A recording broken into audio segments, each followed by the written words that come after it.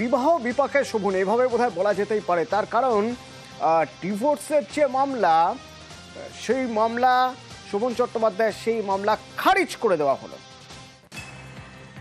বিয়ে ভাঙতে চেয়েছিলেন শোভন চট্টোপাধ্যায়, কিন্তু তার বিয়ে ভাঙার মামলা খারিজ। শুধু তাই নয়, রত্না চট্টোপাধ্যায় বিয়ে টেকাতে চেয়েছিলেন, সেই মামলাও খারিজ। কোন গ্রাউন্ডে, কিভাবে জানবো? প্রীতি রয়েছে আমার সঙ্গে ফোনে। প্রীতি, দেখো, তোমাকে প্রথমেই জানিয়ে রাখি 2017 সালে এই বিবাহ বিচ্ছেদ মামলা করেন শোভন চট্টোপাধ্যায়, এবং সেই যে মামলা, সেই মামলা খারিজ করে দেয় আজ আলিপুর কোর্ট। অন্যদিকে রত্না চট্টোপাধ্যায় তিনি একসঙ্গে থাকার অনুরোধে তিনি আরেকটি আপিল করেন, সেই মামলাও খারিজ করে দেওয়া।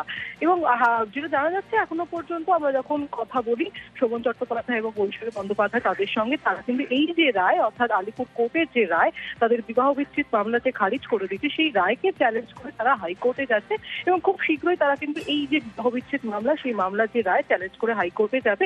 এবং পরবর্তীতে দেখার বিষয় যে হাইকোর্টের তরফে কি একই রায় রাখা হয় নাকি অন্য কোনো এর পরিবর্তন হয়। অতনু, ধন্যবাদ। আমি 8 বছর ধরে যে অন্যায়ের বিরুদ্ধে লড়েছি, সেই লড়াইয়ের জয় আজকে হলো। এবং আমি প্রথম দিন থেকেই জানতাম যে আমার বিরুদ্ধে অন্যায়ভাবে ডিভোর্স কেস আনা হয়েছে, যার দোষ আমি কিছু কখনো করিনি। দুটো বাচ্চাকে ছেড়ে চলে আসার পর তাদের সঙ্গেও সম্পর্ক পুরোপুরি কাট অফ করেছিল। আমার দুটো বাচ্চার জন্য এই লড়াই আমার খুব দরকার ছিল, এবং আমি আজকে জিতেছি। আমি এখনও চাই শোভন চ্যাটার্জি নিজের ভুল বুঝুক, যে উনি ভুল করেছেন। 8 বছর ধরে উনি নিজের ক্যারিয়ার নষ্ট করে দিয়েছেন নিজের ভুলে। উনি কোথায় ছিলেন সমাজের আপনারা সকলে জানেন, আজকে তার সব শেষ হয়ে গেল। আমার মায়ের জয়, আমি আমার মায়ের ছেলে, তো আমার খুশি মানে অনন্ত। At the end of the day আমার থেকে আমার বাবা দূর থাকলে আমার মন খারাপ, আমার মাও যখন দূরে থেকেছিল তখন আমার মন খারাপ ছিল। আজ আমি দুজনেরই ছেলে, তো এইটা আমি সবসময় চাইবো যে খোলা, মানে I am opening my arms and I am telling my father that please come back, nothing is too late and we will fix it. Ultimately সত্যের জয় হয়েছে। শোভনবাবু যে পিটিশনটা ফাইল করেছিলেন, ওনার যে মামলাটা করেছিল, যে অ্যালিগেশন দিয়েছিল যে আমরা বাচ্চাদের দেখি না, ক্রুয়েলটি একটা গ্রাউন্ড আছে, আমরা টাকা পয়সা নয় করি, কোনোটাই ওনারা প্রমাণ করতে পারে। চ্যালেঞ্জ করেছিলাম এবং আমরা কাউন্টার ক্লেমে আমরা চেয়েছিলাম যে ওনার সাথে আবার ঘর করতে। সেই অ্যাপ্লিকেশনটা জজ সাহেব রিজেক্ট করেছেন। অ্যাপ্লিকেশনটা রিজেক্ট হলো, কিন্তু জুডিশিয়ালি ওনারা যেরকম সেপারেটেড আছেন সেপারেটেডই থাকবে। দেশ জুড়ে চর্চা চলছে স্পেশাল ইন্টেন্সিভ রিভিশন, আর সেই চর্চার মধ্যে নির্বাচন কমিশন সব রাজনৈতিক দলগুলি নিয়ে আজ বৈঠকে বসেছিল। আর সেই বৈঠকে দেখা গেল বাদানুবাদ শুরু হয়ে গেল শুরু থেকেই। কি হলো এই বৈঠকে জানবো, সোমরাজ রয়েছে আমার সঙ্গে। সোমরাজ, দেখো, আজকে রাজ্যের মুখ্য নির্বাচনী আধিকারিকের দপ্তরে সর্বদলীয় বৈঠক ছিল। মূলত বুথ বিন্যাস নিয়ে এই সর্বদলীয় বৈঠক হয়।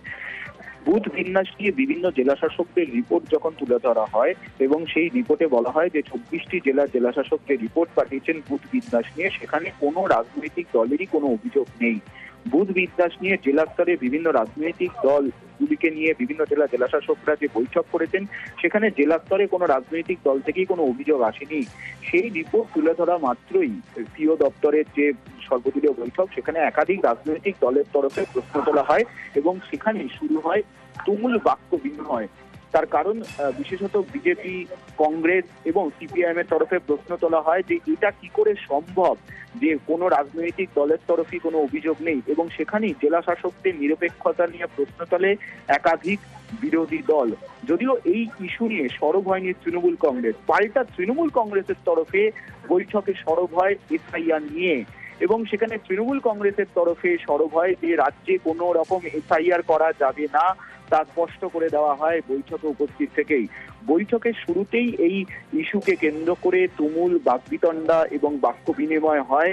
পিওর সঙ্গেই বাকবিতণ্ডায় জড়িয়ে পড়ে কয়েকটি রাজনৈতিক দলের প্রতিনিধিরা। পরে অবশ্য পরিস্থিতি নিয়ন্ত্রণে আসে এবং তারপর মুখ্য নির্বাচনী আধিকারিক জানান যে বুথ বিন্যাস নিয়ে কোনো অভিযোগ থাকলে 8ই সেপ্টেম্বর পর্যন্ত বিভিন্ন রাজনৈতিক দলের তরফে তা জানানো যাবে, এবং তা জানানোর পরেই তারপরেই গোটা বিষয়টি নিয়ে বিভিন্ন রাজনৈতিক দল একমত হয় এবং তারা সিওর এই যে আশ্বাস, সেই আশ্বাসে তারা বেশ কিছু বিষয়ে দাবি রাখেন এবং তারপরেই তারা বৈঠক থেকে বেরিয়ে আসেন এবং বৈঠক শেষ হয়।